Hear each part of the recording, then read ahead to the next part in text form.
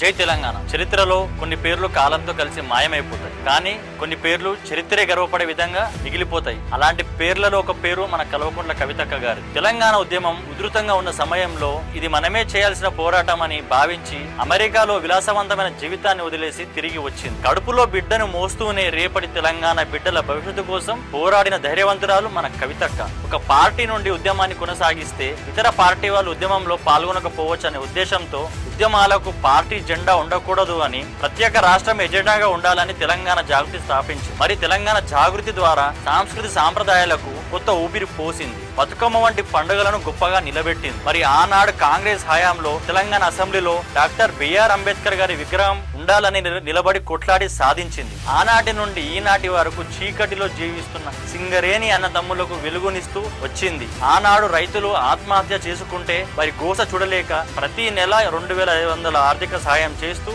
అలా 4 సంవత్సరాల వరకు ఇచ్చుకుంటూ వచ్చింది. 33% మహిళలకు అన్ని రంగాలలో స్థానాలు కల్పించాలని ఢిల్లీ జంతర్ మంతర్ లో కూర్చొని ధర్నా చేసి సాధించింది. తన నాయకత్వాన్ని చూపించింది. చేసిన కవితక్కకు బీఆర్ఎస్ పార్టీ ఇచ్చిన గౌరవం సస్పెన్షన్. మరి బీఆర్ఎస్ పార్టీ సస్పెండ్ చేసినప్పటికీ ఎక్కడ వెనక్కి తగ్గకుండా బీసీలకు రౌండ్ టేబుల్ సమావేశం ఏర్పాటు చేసి ఐక్యం చేసింది. ఇందిరా పార్క్ ధర్నా చౌక్ వద్ద కూర్చొని 24 గంటలు నిరాహార దీక్ష చేసింది. అదే విధంగా కామారెడ్డిలో రైలు రోక చేసి ప్రభుత్వాన్ని నిలదీసింది. మొన్నటికి మొన్న వెలుగుమట్లలో నిరుపేద కుటుంబాలు ఇల్లు కూల్చేస్తే దాదాపు 750 కుటుంబాలను రోడ్డున వదిలేస్తే వారికి అండగా నిలిచి 42 గంటలు నిరాదీక్ష చేసి దాదాపు 411 కుటుంబాలకు జాగ పట్టాలు ఇప్పించింది. తెలంగాణ కోసం పోరాడిన ఉద్యమకారులకు 250 గజాల భూమి ఇస్తా అని మోసం చేసిన కాంగ్రెస్ ప్రభుత్వాన్ని నిలదీసి కరీంనగర్ రోడ్డు మీద వంట వార్పు కార్యక్రమంతో భూపోరాటం చేసింది. తెలంగాణ సాధించుకున్నాం, కానీ మనం సామాజిక తెలంగాణ లేదు అని గుర్తించింది. తెలంగాణ ప్రజల కష్టాలు తానే స్వయంగా తెలుసుకోవాలనుకుంది.